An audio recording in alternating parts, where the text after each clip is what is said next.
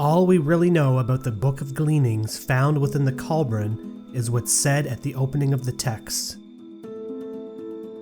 There are 17 chapters that make up this collection of texts, most of which are metaphysical stories and teachings on spirituality or characters with no known modern correlation.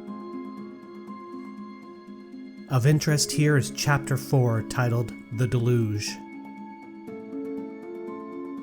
The main character in this version of the flood is Hanok, as there is no mention of a Noah figure. However, the Egyptian word Pa-Hanok means House of Enoch. In the Hebrew Bible, in the Book of Genesis, Enoch was the great-grandfather of Noah. Thus, the name Hanok refers to a descendant of the House of Enoch. The locations mentioned in this text link it to the Sumerian Epic of Gilgamesh, as it mentions a city named Shuruppak, which refers to the ancient Sumerian city of Shuruppak, which rested on the banks of the river Euphrates.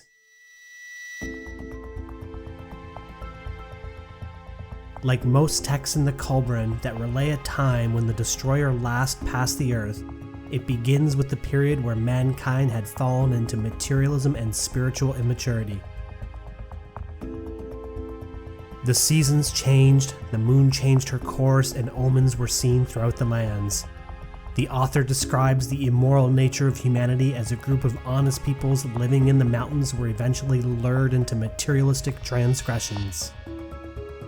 At this point, a group of individuals who followed the ancient teachings of light approached the king of Shuruppak to reveal that the hour of doom approaches. The king sends for Hanok, who then decides to build a boat. The townsfolk applaud this effort and instruct him to build by the sea. However, Hanok says that in a dream he was told to construct the vessel beside a mountain. The building of the ship is written in great detail, but this text greatly departs from any other known parallel flood story from ancient Mesopotamia because the cause of the flood is due to the arrival of what the Egyptians referred to as the destroyer. After the completion of the vessel, many individuals and family members board the ship. The story tells us that people of varying skill sets came aboard so as to ensure the future survival of humanity. Those knowledgeable in woodworking, those knowledgeable in astronomy, the arts, history, those knowledgeable in music and song, in the creation of clothing and dyes. This incredibly detailed explanation is then followed by a time when, in the evening, the places of the stars were changed. They rolled across the sky to new stations, then the floodwaters came. This incredible description can only be referring to a pole shift. To the people on the dark side of the earth, the stars would appear to fall over the horizon as the land beneath their feet was displaced by a few hundred miles. Following this movement of the earth, the world's oceans, remaining stationary, would rush inland. It is written in the great Book of the Firehawks that the earth was destroyed twice, once altogether by fire and once partially by water. The destruction by water was the lesser destruction and came about in this manner. The people of those times spurned all spiritual things, and men lived only for pleasure, caring little for the good of mankind or the future of the people. Lewdness and lies were upon the tongues of all man, and brother could not deal justly with brother. The princes and governors were corrupt, and proper tribute was not paid. The statues were held up to scorn. The lives of men were ruled by their desires, and they spent their days in gluttony, drunkenness, fornication, dancing, and singing to instruments of music. The land was unattended, for men dissipated their strength in unproductive lusts and pleasures. Women lacked shame, for many would cast their glances after one man. Men fought among themselves and even slew one another because of their lusts for women, while the chaste women were not sought. They were even rejected, for men declined the effort of being worthy of them in the eyes of their fathers. Wives were unhonored, and only the women of pleasure commanded the attentions of men. Women were unclean and immodest, and men lay with them shamelessly in the presence of one another. Old women were more lustful than the young ones, while virgins were seduced and corrupted in their childhood. Fathers fornicated before their sons and were admired for their prowess. They made no distinction between their sons and other men, or between their wives and other women. Deceit and violence were seen on every hand. To the east and north were high mountains upon which dwelt a tribe called the Sons of Nezzer, the men of mountains, who were hardy men and mighty hunters, skillful in the chase and valiant in battle. The men were upright, their wives were faithful, and their sons noble. In their hearts were no unworthy thoughts, no envy or hate, no malice or deceitfulness. They did not smile before a man's face, uttering smooth words, then when he turned his back, reach out to stab him. In their wives and daughters there was no impure longing, and neither cursing nor lying was heard among them. The women folk respected their men and maintained decency and decorum.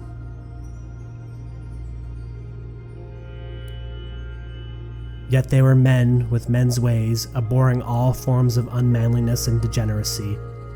Therefore, the treasures in the cities of the plains and the weakness of the people to whom these belonged did not go unnoticed by the Sons of Nezzer. So they said among themselves, "Let us go down and do a good deed among these people. Let us show them the ways of men who are strong, making them slaves and possessing ourselves of their goods." This talk continued among the men in the marketplaces and gatherings until they were stirred up to deeds, and they gathered together a war band of fighting men. The mountain men chose leaders from among themselves, after their custom, and prepared to fall upon the soft-living people of the plains and become their masters. When the chiefs of the mountain men saw what was happening, they became wroth and ordered their men to return their flocks and pastures. The chief of chiefs stood up before the gathered warband and said, "It is our decree that this thing shall not be done. You must not go down from these mountains bringing the sword to these people. Leave them alone, as rotted fruit is left on the tree to wither and die. Leave them to follow their own ways a little longer, and in the fullness of time they will destroy themselves. Make no widows among your own people. If you go down there carrying fire and sword, you may find a trap laid for you among the flesh pots. The attraction of their pleasure and the temptations of their luxury is too strong for men such as you, like the lure the flame has for the moth. Do not lay yourselves open to destruction, even though the manner of its accomplishment be pleasant. If you must destroy this people, then destroy utterly so nothing remains. They are many while we are few, and though by the keen hard-hitting sword we may prevail in battle, yet might we not be lost under a deluge of soft feathers? Will you be wise enough to sup on milk and honey without being drowned in it?"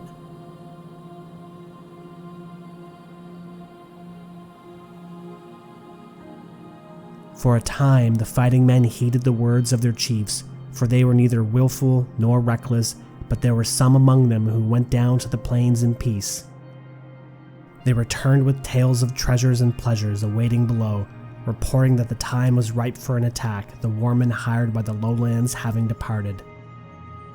For in those days the gods of Shuruppak strove against the gods of El-Shaddai and Ladek. Then the fighting men disregarded the commands of their chiefs and, choosing war captains from among themselves, went down and fell upon the people of the plain. The people of the plain bowed before the strength of the men of the mountains. They did not fight, for among all their possessions they regarded their lives as the most valuable thing, precious above all else. They said, "Take whatever we have, our riches and harvests, the treasured things from our dwellings, even our daughters for your amusement, but leave us enough that we may live under your shadow."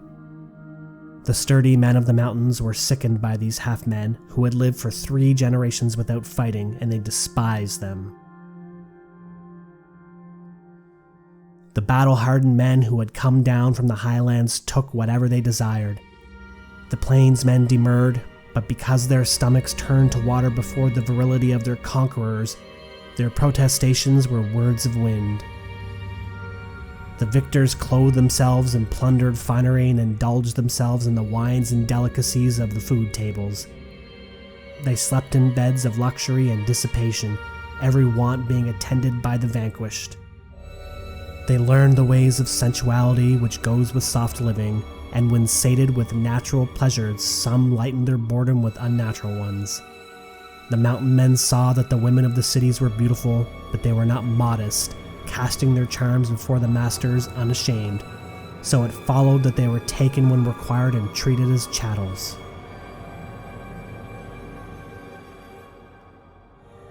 The women did not complain, though hitherto they had stood equal with their menfolk, but women's equality with half-men is not something of value. With women like this, the men placed no restraint on their lust and went from excess to excess. The women, rejoicing in the strength and vigor of the men, said among themselves, "Here are men indeed, such as we have not known before."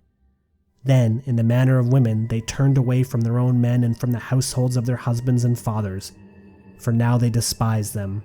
They threw off all womanly restraint and grappled with the victors like ravening beasts, and the strong were vanquished by the weakness. Always do women behave thus when their menfolk are defeated in battle. It is for this men fight.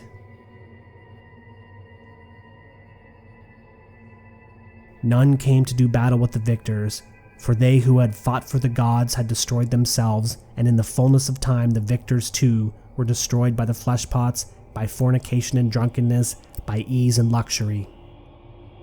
Their fighting strength and valor departed with the passing years, and they grew fat and slothful. They who had come down in manly array to fight and win, who could not be challenged in battle by the lesser men of the plains, were eaten up in the mansions of pleasure, in the drinking booths, with music, wine, and fine linen. Upon the mountain and in the mountain homes there was weeping and sadness among the women. Fields were untilled and cattle strayed away, sheep went unplucked. The best craftsmen were gone and few remained willing to learn their skill. The teachers of learning taught no more. The gnarled hand that had wielded the sword and terrorized the foe now plucked the strings of psaltery and lyre. The rough jerkins and corselets were cast off, and now garments were of fine linen dyed purple and crimson. Men arrayed their softening bodies with gaudy attire and bathed in scented waters. They rejected their own women for those of the cities whose hands and feet were stained with bright colors and whose faces were marked with blue. One day, from afar off, came 3 men of Ardis, their country having been stricken by a mountain burst. They were worshippers of the one God whose light shines within men, and when they had lived in the 2 cities of a number of days, they were stirred up in their hearts because of the things they saw. So they called upon their God to see these evil things. Their God sent down a curse upon the men of cities, and there came a strange light and a smoky mist which caught the throats of men. All things became still and apprehensive. There were strange clouds in the skies, and the nights were hung with heaviness. Many days passed before the north wind came and the skies cleared, but then, when women conceived, they bore devils. Monstrosities came forth from their wombs, whose faces were terrible and whose limbs were unproportioned.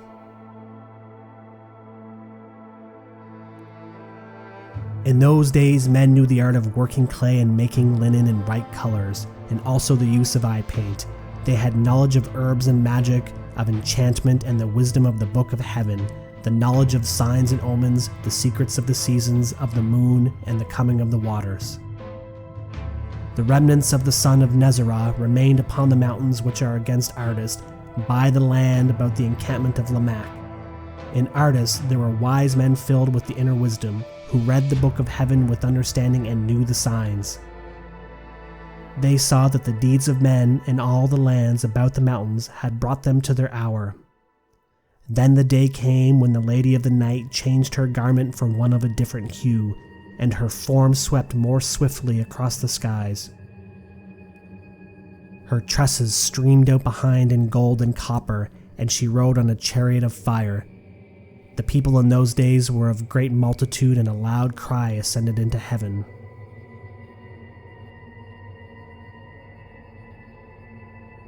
Then the wise men went to Shuruppak, now called Sarapesh, and said to Sisudu, the king, "Behold, the years are shortened and the hour of trial draws nigh.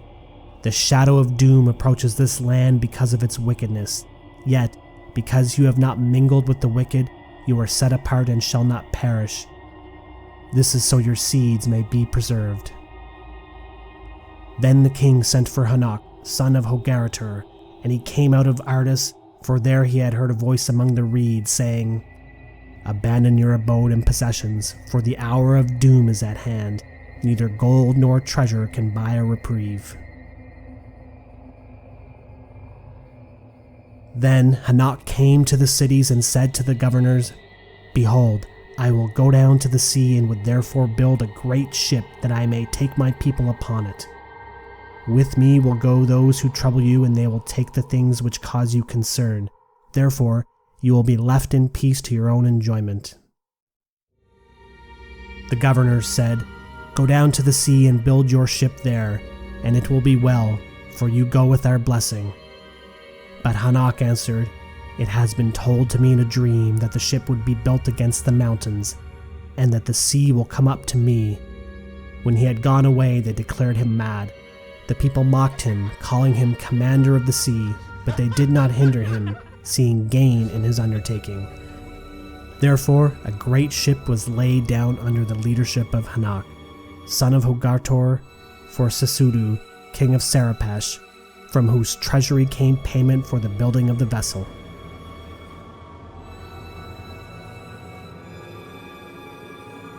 It was built on the lake of Nemos, close by the river of gold where it divides.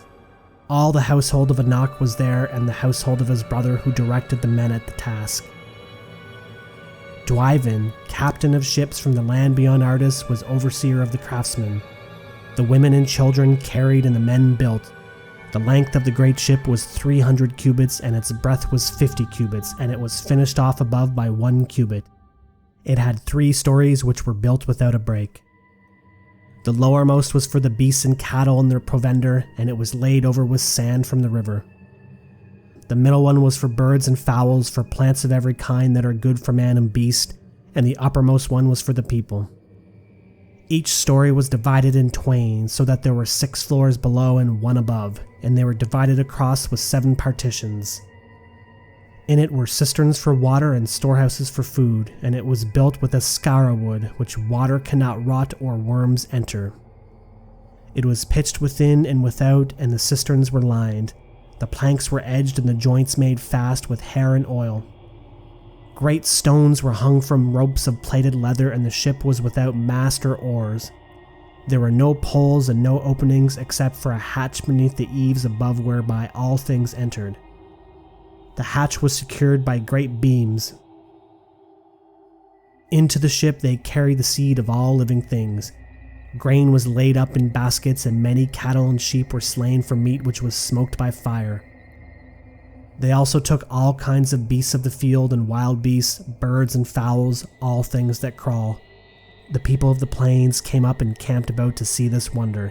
Even the Sons of Nezzer were among them, and they daily mocked the builders of the great ship. But these were not dismayed and toiled harder at the task. They said to the mockers, "Have your hour, for ours will surely come." On the appointed day, they who were to go with the great ship departed from their homes in the encampment. They kissed the stones and embraced the trees, and they gathered up handfuls of the earth. For all this they would see no more. They loaded the great ship with their possessions, and all their provender went with them. They set a ram's head over the hatch, pouring out blood, milk, honey, and beer. Beating upon their breasts, weeping and lamenting, the people entered the great ship and closed the hatch, making it secure within.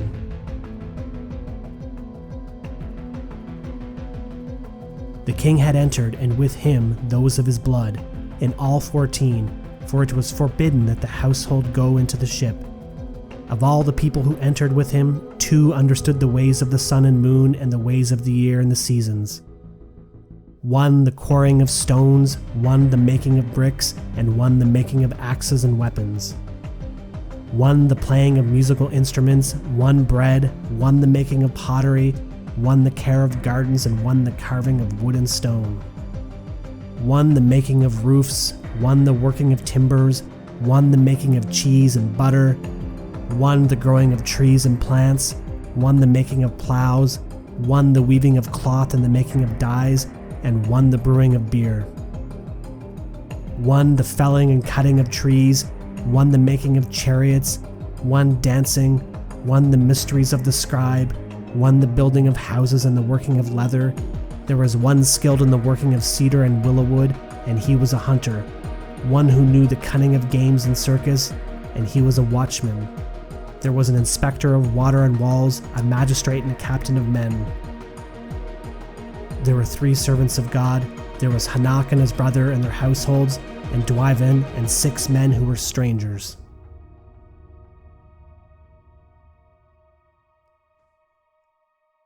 Then, with the dawning, men saw an awesome sight. There, riding on a great black rolling cloud, came the destroyer, newly released from the confines of the sky vaults, and she raged about the heavens, for it was her day of judgment. The beast with her opened its mouth and belched forth fire and hot stones and vile smoke.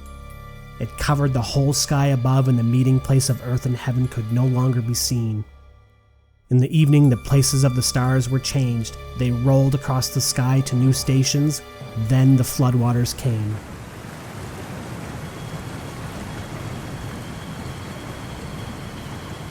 The floodgates of heaven were opened and the foundations of earth were broken apart. The surrounding waters poured over the land and broke upon the mountains. The storehouses of the winds burst their bolts asunder, so storms and whirlwinds were loosened to hurl themselves upon the earth. In the seething waters and howling gales, all buildings were destroyed. Trees were uprooted and mountains cast down. There was a time of great heat, then came a time of bitter cold. The waves over the waters did not rise and fall, but seethed and swirled. There was an awful sound above. The pillars of heaven were broken and fell down to the earth. The sky vault was rent and broken. The whole of creation was in chaos. The stars in heavens were loosened from their places, so they dashed about in confusion. There was a revolt on high. A new ruler appeared there and swept across the sky in majesty. Those who had not labored at the building of the great ship, and those who had mocked the builders, came quickly to the place where it was lying. They climbed upon the ship and beat upon it with their hands. They raged and pleaded, but could not enter inside, nor could they break the wood. As the great ship was borne up by the waters, it rolled and they were swept off, for there was no foothold for them. The ship was lifted up by the mighty surge of waters and hurled among the debris, but it was not dashed upon the mountainside because of the place where it was built. All the people not saved within the ship were swallowed up in the midst of raging confusion, and their wickedness and corruption was purged away from the face of the earth. The swelling waters swept up to the mountain top and filled the valleys. They did not rise like water poured into a bowl, but came in great surging torrents. But when the tumult quieted and the waters became still, they stood no more than 3 cubits above the earth. The destroyer passed away into the fastness of heaven, and the great flood remained for 7 days, diminishing day by day as the waters drained away to their places. Then the waters spread out calmly, and the great ship drifted amid a brown scum and debris of all kinds. After many days, the great ship came to rest upon Cardo, in the mountains of Ashtar, against Nisham, in the land of God.